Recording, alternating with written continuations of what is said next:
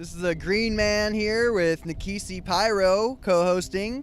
Today we're at the Uptown Farmers Market with Farmers Market on Demand. So yeah, today I'm going to head over to the Farm Club. I'm going to talk with Jim and get the lowdown about their farm out there in Queen Creek. They got 8 acres where they're constantly growing stuff. Apparently he's doing some amazing things to really conserve water, so he's not using as much water as a lot of these other farmers are, which is pretty important because water is becoming more scarce, so we want to really protect that resource. We're just going to head over to speak with Jim at Farm Club.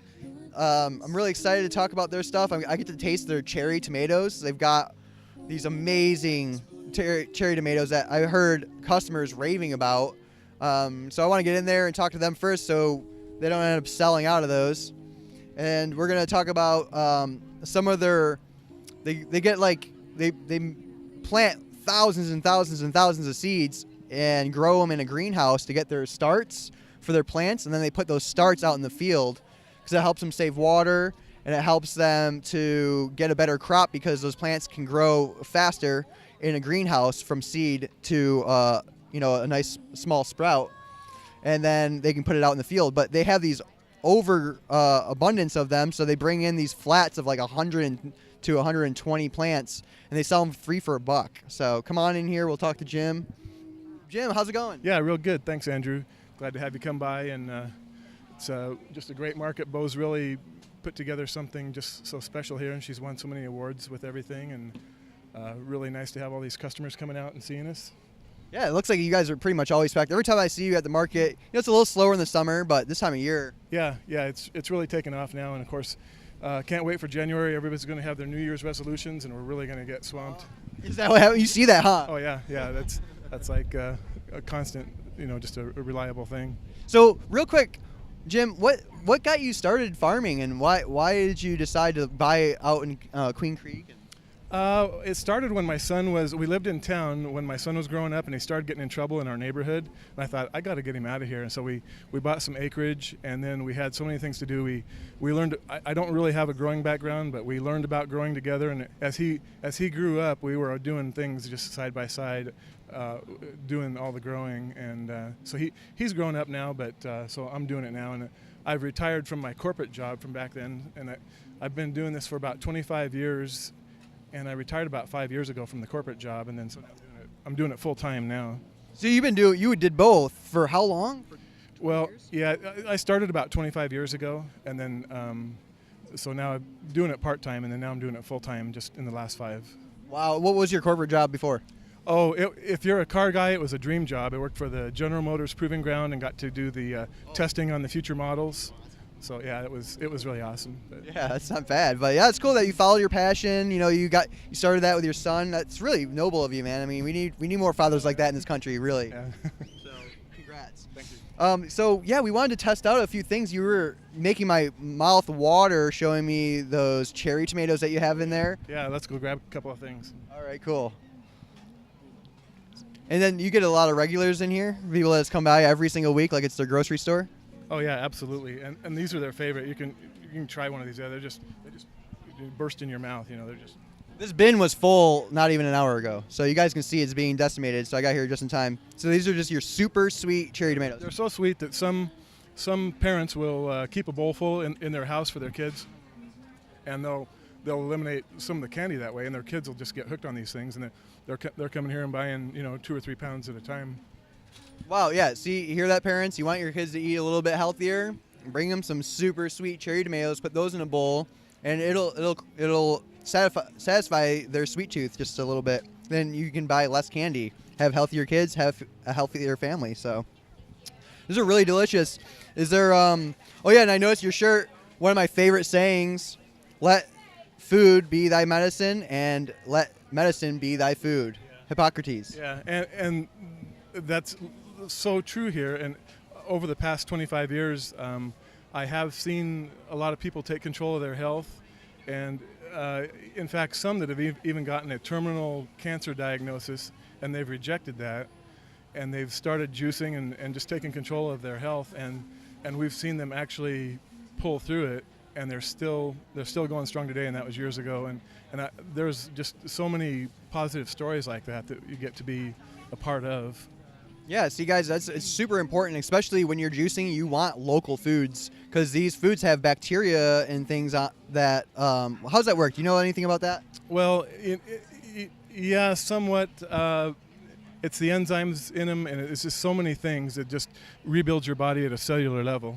That's awesome. Yeah. So that's what you want to do. Is it's all about eating for health. I mean, obviously we all indulge, right? We're not perfect. Yeah, I've got as many bad habits as anybody. Yeah, exactly. So, but the thing is, as long as you are eating healthy, on top of that, your body can repair itself and you feel good. Eating good food makes you feel good. That's all there is to it. Yeah, and then a lot of the stuff we bring here, it's homegrown. It's grown organically, some certified organic and some is not. I grow it organically. And of course, so you're not having to deal with the chemical fertilizers or the pesticides. And that's just, that much, puts you that much more ahead. Yeah, exactly. And then, so another thing I was really interested, I think everybody needs to know about this. You've got romaine lettuces, you've got celery, cauliflower, red and orange chard. Tell us a little bit about your process here and how it's saving water. Yeah, so on the farm, our start of the season is basically September 1st, and we like to get a jump start on it. So we'll start these transplants in the greenhouse in August, and then we can put them out in the soil in September 1st. And that does a couple of things. We can get or minimize the damage from the bugs, because if you just plant a seed in the ground, a lot of times the bugs will come along and just create a lot of damage. The other thing it does is I can grow thousands of plants in the greenhouse for just a minimal amount of water, and then by the time they're at this stage and I put them out in the ground, then I've saved countless gallons of water. This is so cool. Yeah, so you're saving water, you're having a better crop, and then you have these leftovers that you bring into the market and people can buy them 3 for $1. I just went and bought a bunch of starts yesterday. I bought 18 of them and I spent $9.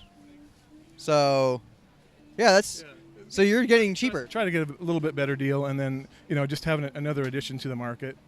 And the other good thing about putting the transplants in, I can plant them more precisely than, say, just having a seed come up out of the ground, because I've got a tractor-mounted implement that puts these in the ground automatically, and so I can adjust the spacing. And so if I want these, most of these I space at 12 inches apart, and the machine puts them in the ground just almost perfectly. It puts these little starts in there. Yeah, and it's actually a machine it's a transplanter from Finland, and that's what I found. As a small grower now, I need so many pieces of equipment from around the world. So the U.S. doesn't always have the exact piece of equipment that you need for your small farm. So I'm getting my transplanter from Finland. I'm getting a seeder from Korea. I've got another pole transplanter from Japan. I mean, I've just got equipment from all around the world to make things easier. And some of those other countries, they cater more to the small growers. Yeah, because they're doing it. Like, they realize the value of keeping it local and, supporting your local agriculture. It's really important. Yeah. And if you look at Korea and Japan, there's still a lot of small family farms, whereas the U.S. we've gotten away from that somewhat. Yeah, we're really, we got Monsanto and all these big, huge corporations, but the USDA, they've spent $1 billion since 2009 now towards local agriculture projects, and you should try getting some grants. Oh, yeah, that's something I've been needing to look into. Yeah, well, we're working on that too. We're getting grants for ourselves, but we want to help the people like you, so we want to get a grant writing team that we can go around and start working with you guys. So. Yeah, and the other thing that's so awesome about this market, you can look around, see all the customers, and it's just, that's the foundation of this. It just helps us out so much, and you have to realize they have a choice. So they're making a choice to come here. They could go to Sprouts or Whole Foods, but they're supporting us and making everything so much better for us. And so when we're out there working hard in the heat or getting dirty and muddy, then we come here and it's all worth it, because this ends up being more than just selling produce. It's a social event, and we make friends here, and we see their kids born and they grow up, and so it's really awesome. That's so cool, man. Hey, Jim, that was so great. You did an awesome job, man. I really am glad we learned about you. These are questions that these people don't really ask you. Right.